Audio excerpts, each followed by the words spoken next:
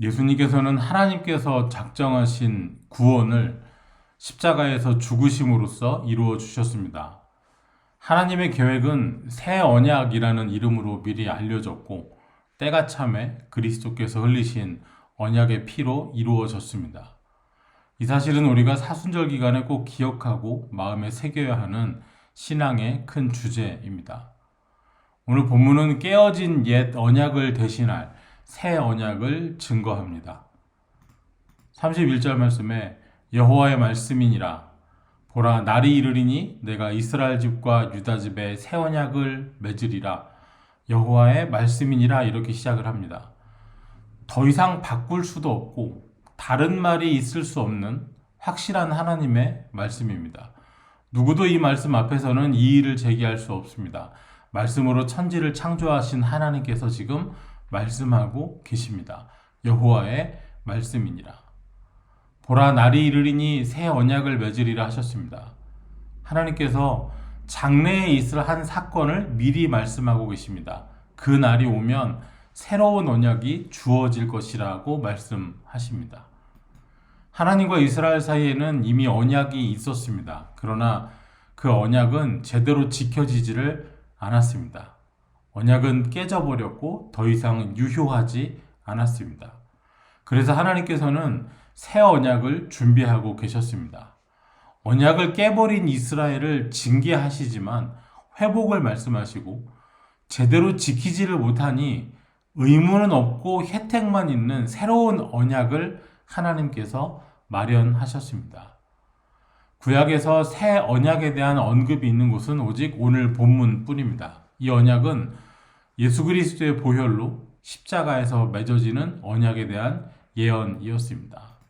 32절 말씀에 이 언약은 내가 그들의 조상들의 손을 잡고 애굽 땅에서 인도하여 내던 날에 맺은 것과 같지 아니할 것은 내가 그들의 남편이 되었어도 그들이 내 언약을 깨뜨렸음이라 여호와의 말씀이니라. 이 언약, 곧 새로운 언약은 옛 언약과는 다를 것이었습니다. 당연하죠. 똑같은 언약을 뭐하러 다시 맺겠습니까? 제대로 지키지 못했으니까 처음부터 다시 하자 하면 두 번째는 제대로 지켜지겠습니까? 하나님께서는 옛 것과는 다른 새 언약을 준비하십니다. 먼저 옛 언약에 대해서 살펴야 하겠습니다. 32절은 이스라엘에 의해서 깨져버린 옛 언약이 무엇이었는지를 보여줍니다.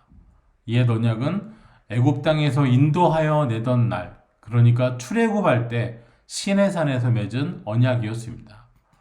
옛 언약이 계속 유지되는 조건은 여호와 하나님을 계속 인정하고 순종하는 것에 달려 있었습니다. 언약에 규정되어 있는 명령들에 대해서 지속적인 순종, 이것이 기준이었습니다. 율법에 순종하지 않으면 심판과 저주의 조항이 적용되고 순종하면 축복의 조항이 적용되는 것이었습니다. 그러나 모세 이후의 이스라엘은 언약의 말씀에 순종하지 않았습니다. 이들은 실패했습니다. 여호와 하나님께서 크고 강한 팔로서 종되었던 애굽에서 건져내셨음에도 불구하고 이스라엘은 끝내 언약을 파기하고야 말았습니다. 너는 내 백성이 되고 나는 내 하나님이 되리라. 언약을 주실 때 하나님께서 하신 말씀이었습니다.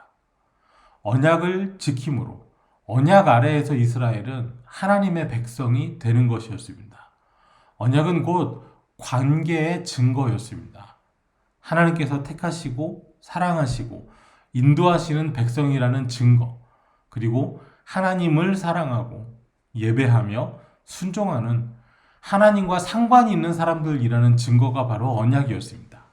그래서 하나님과의 언약을 깨트리는 것은 더 이상 하나님과 무관하다는 것을 의미했습니다. 이스라엘은 하나님 명령에 순종하지 않았습니다. 지키라고 하신 말씀들은 지키지 않았고 하나님께서 금지하신 행위들은 삼가하지 않고 오히려 잘 행했습니다. 하나님 없는 사람들로, 하나님 없는 민족으로 이스라엘은 살았습니다. 그 결과가, 언약을 깨뜨린 결과가 이미 망해버린 북이스라엘이었고 또 오늘 본문이 있는 예레미야 시대에 남쪽 유다를 향해 다가오는 심판이었습니다. 내가 그들의 남편이 되었어도 그들이 내 언약을 깨뜨렸습니다. 하나님께서는 이 언약을 혼인서약에 비유하십니다. 시내산에서 맺은 첫 언약은 하나님과 이스라엘 사이의 혼인서약과도 같은 것이었습니다. 하나님께서 이스라엘의 남편이 되었어도 이스라엘은 이 언약을 깨뜨렸습니다. 그럼에도 불구하고 하나님께서는 언약이 깨져버린 그 상태로 이스라엘을 내버려 두지 않으시고 새로운 언약을 준비하십니다. 사랑의 하나님께서는 결코 잠자코 계실 수가 없었습니다. 새로운 언약은 옛 언약과 큰 차이가 있습니다. 나의 법, 곧 하나님의 말씀을 그들의 속에 둔다고 하셨습니다. 그들의 마음에 기록한다고 하셨습니다. 옛 언약의 법은 사람 속이 아니라 사람 밖에 있었습니다. 돌판에 기록이 되어 있었습니다. 백성들은 기록된 말씀대로 살아냄으로써 말씀을 내면화해야 했습니다. 말하자면 이스라엘 백성들은 율법을 내면화하면서 말씀을 실천하면서 사는데 실패한 것이죠. 그러나 새로운 언약은 돌판이 아니라 마음판에 기록한다 하셨습니다. 하나님의 법이 우리 밖에 있는 것이 아니라 우리 안에 있다고 하십니다. 이 말씀은 우리를 성전 삼고 우리 안에 내주하시는 성령님의 오심으로 이루어졌습니다. 새 언약이 선언되고 마음속에 하나님의 법이 있는 사람들은 더 이상 이웃과 형제들을 향해서 여호와를 알라고 말하지 않아도 됩니다. 그들이 다시는 각기 이웃과 형제를 가리켜 이르기를 너는 여호와를 알라 하지 아니하리니. 왜냐하면 이미 작은 자로부터 큰 자까지 다 하나님을 알 것이기 때문입니다. 마음속에 이미 하나님의 법이 누구나 다 새겨져 있기 때문입니다. 예수 그리스도를 통한 죄사함을 통해서 하나님의 자녀가 되었다는 확신이 주어지고 그 위에 성령의 역사로 말미암아 여러 은혜를 체험하고 직접적으로 하나님과 교제하며 살 수 있게 되기 때문입니다. 또 한 가지 그날에 곧 새 언약이 주어지는 날에는 죄에 대한 용서도 선언이 됩니다. 악행을 사하고 다시는 그 죄를 기억하지 아니하리라고 약속해 주셨습니다. 오늘 본문을 통해서 하나님께서는 깨져버린 옛 언약을 대신할 새로운 언약을 미리 말씀하십니다. 이제 새로운 언약이 예고되는 오늘 본문에는 계속해서 반복되는 매 절마다 나타나는 말씀이 있습니다. 바로 여호와의 말씀이니라입니다. 31절의 시작에서도 여호와의 말씀이니라 이렇게 시작을 했습니다.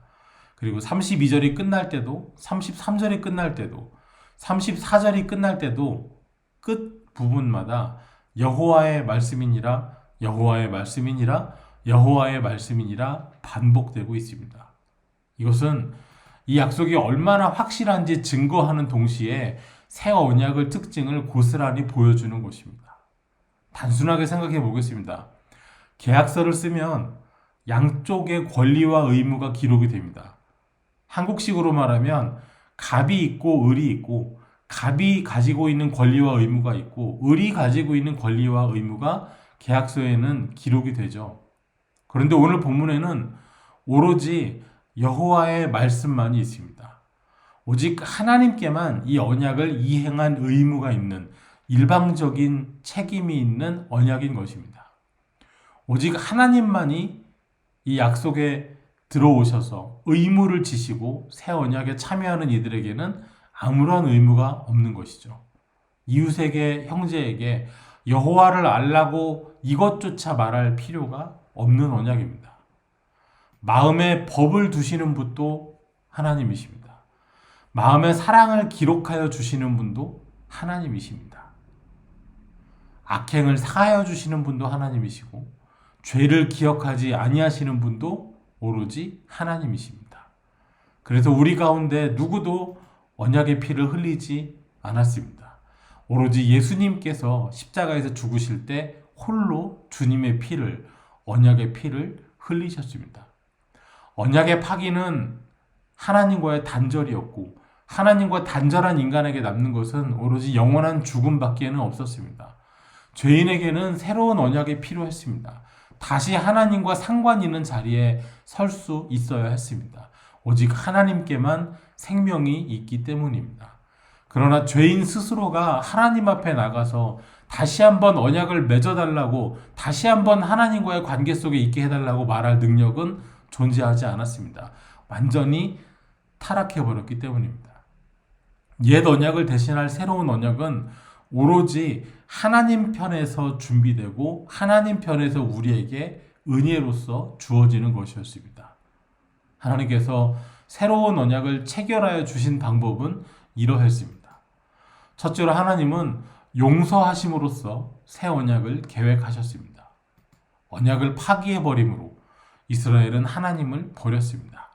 본인들 스스로가 하나님 백성이기를 거절했습니다. 그러나 하나님께서는 이스라엘을 끝내 버리지 않으셨습니다. 그럼에도 불구하고 그 모든 불순종에도 불구하고 하나님께서는 이들을 용서하셨습니다. 깨어진 언약 관계로 인하여서 죄와 사망에 진노의 짐을 짊어지고 있는 백성들을 용서하시기로 작정하셨기 때문에 새로운 언약도 준비되는 것입니다. 반역을 저지른 이스라엘은 더 이상 기억하거나 마음에 생각하지 아니하시고 이전 것은 뒤로 하시고 새로운 피조물로 재창조하시기로 작정하신 것입니다. 오히려 파기된 언약의 내용 대신 이스라엘의 의무는 없고 오로지 하나님의 의무만이 가득한 새로운 언약을 제시하십니다. 이것은 사랑이고 또한 용서가 있기 때문에 가능한 일입니다. 죄로 가득한 과거로부터 자유롭지 않고서는 미래도 없습니다. 그래서 하나님께서는 우리의 죄악된 과거는 잊으시고 우리를 위한 새 언약을 말씀하셨습니다. 이것이 바로 이 언약의 본질입니다. 바로 은혜입니다. 둘째로 하나님은 새 언약이 마음판에 새겨질 것이라고 하셨습니다. 우리 바깥이 아니라 우리 안에 새겨집니다. 이것은 은혜인 동시에 강력한 경고도 됩니다. 예수 그리스도를 통한 새 언약은 성령 하나님의 오심으로 더 견고해집니다. 성령께서 보증이 되어주시고 인쳐주시기 때문입니다. 우리를 성전 삼고 성령 하나님께서 우리 안에 내주하시기 때문입니다.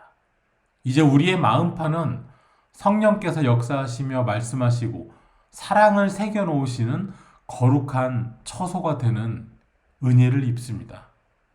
다른 한편으로 이 새 언약 안에 있는 사람들은 누구도 주님의 은혜를, 이 말씀을, 이 주님의 뜻을 모른다고 부정하거나 핑계할 수 없게 됐습니다.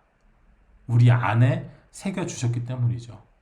그래서 새 언약이 우리 마음에 새겨진다는 것은 은혜를, 구원을, 영생을 위한 유일하고도 마지막 기회임을 의미합니다.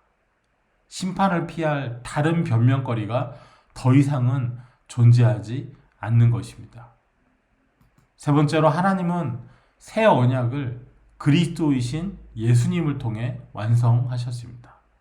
새 언약은 예수 그리스도를 통해서 드러났습니다. 지금부터 나누는 말씀들을 눈여겨보시기 바랍니다. 출애굽기 24장 7절과 8절입니다. 언약서를 가져다가 백성에게 낭독하여 듣게 하니 그들이 이르되 여호와의 모든 말씀을 우리가 준행하리이다. 모세가 그 피를 가지고 백성에게 뿌리며 이르되 이는 여호와께서 이 모든 말씀에 대하여 너희와 세우신 언약의 피니라. 하나님과 이스라엘 백성 사이에 시내산 아래에서 언약이 맺어질 때 언약의 책이, 말씀이, 언약서가 있었고 그것을 낭독하여 듣게 했고 이 언약이 체결되게 하는 언약의 피가 있었습니다. 옛 언약은 하나님과 백성들 사이에서 언약의 피를 뿌림으로써 체결이 되었습니다. 그러나 이 옛 언약이 이스라엘에 의해서 깨져버렸고 오늘 하나님께서 약속하시는 새 언약이 주어지고 있습니다. 마가복음 14장 24절입니다. 이르시되 이것은 많은 사람을 위하여 흘리는 나의 피, 곧 언약의 피니라. 이 말씀은 예수님께서 제자들과 함께 하신 마지막 유월절 만찬에서 하신 말씀입니다. 예수님께서 십자가에서 흘리시는 피는 언약의 피였습니다. 출애굽기 24장에 있는 언약의 피가 옛 언약의 체결을 위한 짐승이 흘린 피였다면 이제 새 언약은 예수 그리스도께서 흘리시는 보혈로 체결이 됐습니다. 이 사건을 히브리서에서는 이렇게 증거합니다. 이로 말미암아 그는 새 언약의 중보자시니 이는 첫 언약 때에 범죄한 죄에서 속량하려고 죽으사 부르심을 입은 자로 하여금 영원한 기업의 약속을 얻게 하려 하심이라. 하나님의 새 언약은 예수 그리스도를 통하여 보여졌습니다. 새 언약은 예수 그리스도의 십자가에서 흘리신 피로 이루어졌습니다. 또한 새 언약은 예수 그리스도 자체였고 주님께서 친히 새 언약의 보증도 되어 주셨습니다. 오늘 말씀을 통해서 예수님을 통하여 새 언약을 맺기 원하시는 하나님의 마음을 읽기를 원합니다. 예레미야를 통해 주어진 이 예언의 말씀은 예수 그리스도의 오심과 피 흘려 죽으심을 통하여 이루어졌고 우리는 이미 주어진 새 언약의 시대에 살고 있습니다. 이미 날이 이르렀습니다. 우리는 새 언약의 사람들입니다. 예수 그리스도의 피로 이루어진 약속을 믿는 사람들입니다. 그래서 저와 여러분의 마음속에는 십자가의 사랑이 새겨져 있습니다. 이 모든 말씀 우리 속에 이미 이루어져 있습니다. 이 언약이 이루어지게 하기 위해서 우리가 한 일은 없었습니다. 우리는 십자가를 세우지 않았습니다. 우리는 십자가를 지지 않았습니다. 우리는 십자가에 못 박혀서 이 언약에 참여하는 피를 흘리지도 않았습니다. 오로지 주님께서 이루신 일이었습니다. 오늘 새 언약에 합당한 삶을 살아가시기를 축복합니다. 이 사순절 기간에 우리에게 언약이 되시려고 우리가 하나님의 백성이 되고 천국 자녀가 되는 이 약속을 우리에게 주시기 위하여서 이 땅에 오셔서 말씀하시고 여러 이적을 보이시고 십자가에 죽으시고 부활하시고 하늘에 오르셨다가 이제 다시 오실 주님을 기대하는 온전한 믿음 세워가시기 바랍니다. 기도하겠습니다. 하나님 감사합니다. 오늘 우리를 새 언약의 백성이요 자녀가 되게 하여 주셨습니다. 죄와 허물로 이미 죽었던 죄인들이 이미 십자가에 달려 죽으신 예수 그리스도를 믿음으로 마음 안에 하나님의 법이 새겨졌고 은혜가 기록되었습니다. 우리 믿음의 눈을 열어서 우리 안에 새겨주신 주님의 사랑을 날마다 읽어낼 수 있게 하여 주시옵소서. 내 안에 이미 새겨져 있어서 모른다고 외면할 수 없는 예수 그리스도의 사랑을, 악행을 사하시고 죄를 기억하지 않으시는 은혜를 날마다 기억하며 감사하게 하시고 또한 증거할 수 있게 하여 주시옵소서.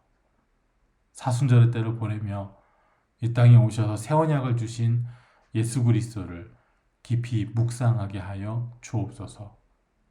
예수님 이름으로 기도하옵나이다. 아멘.